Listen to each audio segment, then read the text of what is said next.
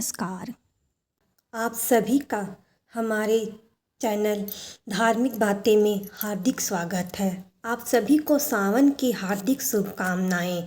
सावन का महीना भगवान शंकर का सबसे प्रिय महीना माना जाता है। इस सावन में जो भी सोमवार का व्रत करता है उस पर भगवान शंकर प्रसन्न होते हैं। विशेषकर यह व्रत कुमारी कन्याएं अपने मनोवांछित वर प्राप्त करने के लिए करती है और सुहागिन स्त्रियां अपने सौभाग्य की रक्षा एवं घर में सुख समृद्धि के लिए करती हैं। तो आइए हम लोग सुनते हैं सोमवार की व्रत कथा। हर हर महादेव। प्रेम से बोलिए शंकर भगवान की जय। एक साहूकार था जो भगवान शिव का अनन्य भक्त था। उसके पास धन्य ध्यान किसी भी चीज़ की कमी नहीं थी, लेकिन उसकी कोई संतान नहीं थी और वह इसी कामना को लेकर रोज शिव जी के मंदिर जाकर दीपक जलाता था। उसके इस भक्ति भाव को देखकर एक दिन माता पार्वती ने शिव जी से कहा कि प्रभु, यह साहूकार आपका अनन्य भक्त है, इसको किस बात का कष्ट है, तो आपको उससे अवश्य दूर करना चाहिए। शिव जी बोले कि हे पार्वती, इस साहूकार के पास पुत्र नहीं है, वह यह इसी से दुखी रहता है। माता पार्वती कहती है, हे ईश्वर, कृपा करके इसे पुत्र का वरदान दे दीजिए। तब भोलेनाथ ने कहा कि हे पार्वती, साहूकार के भाग्य में पुत्र का योग नहीं है। ऐसे में अगर इसे पुत्र प्राप्ति का वरदान मिल भी गया तो वह केवल 12 वर्ष की आयु तक ही जीवित रहेगा।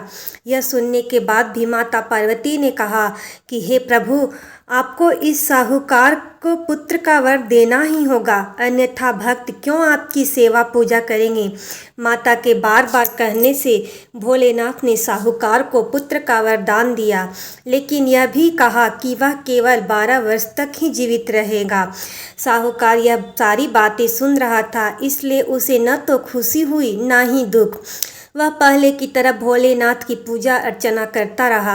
उधर सेठानी गर्भवती हुई और 9वें महीने उसे सुंदर से बालक की प्राप्ति हुई। परिवार में खूब हर्षोल्लास मनाया गया, लेकिन साहूकार पहले की तरह रहा और उसने बालक की 12 वर्ष की आयु का जिक्र किसी से भी नहीं किया। जब बालक 11 वर्ष की आयु का हो गया तो एक दिन साहूकार की सेठानी ने बालक के विवाह के लिए कहा, तो साहूकार ने कहा कि वह अभी बालक को पढ़ने के लिए काशी जी भेजेगा। इसके बाद उसने बालक के मामा जी को बुलाया और कहा कि इसे काशी पढ़ने के लिए ले जाओ और रास्ते में जिस स्थान पर रुकना वहाँ यज्ञ करते और ब्राह्मण को भोजन कराते हुए आगे बढ़ना। उन्होंने भी इसी तरह करते हुए जा रहे थे कि रास्ते में एक राजकुमारी का विवाह था। जिससे उसका विवाह होना था वह एक आँख का काना था। तो उसके पिताजी ने जब अति सुंदर साहूकार के बेटी को देखा तो उनके मन में विचार आया कि क्यों न इसे ही घोड़ी पर बिठाकर शादी के सारे कार्य संपन्न करा लिए जाए। तो उन्होंने मामा की बात की और कहा कि इसके बदले वह अथाह धन देंगे, तो वह भी राजी हो गए। इसके बाद साहूकार का बेटा विवाह की वेदी पर बैठा और जब विवाह कार्य संपन्न हो गए तो जाने से पहले उसने राजकुमारी के चुनरी के पल्ले पर लिखा कि तेरा विवाह तो मेरे साथ हुआ, लेकिन जिस राजकुमार के साथ भेजेंगे वह तो एक आँख का काना है। इसके बाद वह अपने मामा के साथ काशी के लिए चला गया। उधर जब राजकुमार ने अपनी चुनरी पर यह लिखा हुआ पाया तो उसने राजकुमार के साथ जाने से मना कर दिया। तो राजा ने भी अपनी पुत्री को बारात के साथ विदा नहीं किया। बारात वापस लौट गई। उधर मामा और भांजे भी काशी जी पहुँच गए।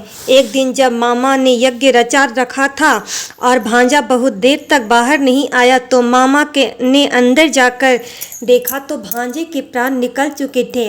वह बहुत परेशान हुए, लेकिन सोचा कि अभी रोना पीटना मचाया तो ब्राह्मण चले जाएंगे और यज्ञ का कार्य अधूरा रह जाएगा। जब यज्ञ संपन्न हुआ तो मामा ने रोना पीटना शुरू किया। उसी समय शिव पार्वती उधर से जा रहे थे तो माता पार्वती ने शिव जी से पूछा कि हे प्रभु, यह कौन रो रहा है। तभी उन्हें पता चलता है कि यह तो भोलेनाथ के आशीर्वाद से जन्मा साहूकार का पुत्र है। तब माता पार्वती कहती है कि हे स्वामी, इसे जीवित कर दे, अन्यथा रोते रोते इसके माता पिता के प्राण निकल जाएंगे। तब भोलेनाथ ने कहा कि हे पार्वती, इसकी आयु इतनी ही थी सो वह भोग चुका, लेकिन माँ के बार बार आग्रह करने पर भोलेनाथ ने उसे जीवित कर दिया। लड़का ओम नमः शिवाय करते हुए जी उठा और मामा भांजे दोनों ने ईश्वर को धन्यवाद किया और अपनी नगरी की ओर लौटे। रास्ते में वही नगर पड़ा और राजकुमारी ने उन्हें पहचान लिया। तब राजा ने राजकुमारी को साहूकार के बेटे के साथ बहुत सारे धन्य धान्य के साथ विदा किया। उधर साहूकार और उसकी पत्नी छत पर बैठे थे।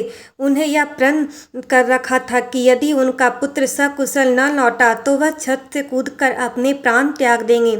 तभी लड़के के मामा ने आकर साहूकार के बेटे और बहू के आने का समाचार सुनाया, लेकिन वे नहीं माने। तो मामा ने शपथ पूर्वक कहा कि तब दोनों को विश्वास हो गया और दोनों ने अपने बेटे बहू का स्वागत किया। उसी रात साहूकार को स्वप्न में शिव जी ने दर्शन दिया और कहा कि तुम्हारे पूजन से मैं प्रसन्न हुआ। इसी प्रकार जो भी व्यक्ति इस कथा को पढ़ेगा या सुनेगा उसकी समस्त दुख दूर हो जाएंगे और मनोवांछित का सभी कामनाओं की पूर्ति होगी। प्रेम से बोलिए शिव शंकर भगवान की जय, माता पार्वती की जय। अगर आप सभी को यह वीडियो पसंद आए तो प्लीज़ चैनल को लाइक कीजिए, वीडियो को लाइक कीजिए और चैनल को सब्सक्राइब कीजिए। धन्यवाद।